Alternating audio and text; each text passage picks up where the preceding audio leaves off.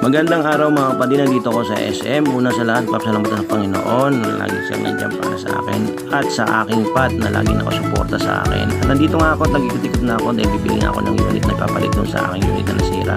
Nandito lang siya at napuntahan ko na rin, nagbabalikan ko lang sa may tabi lang ng escalator. Ayan na nga, nandito na ako sa store mga kapatid.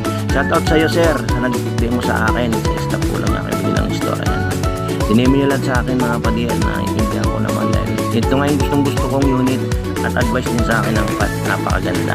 Legit na legit mga kapatid. Ayan, sa akin. Chine-check niya na rin yung battery. Ayan, okay naman, umahanda.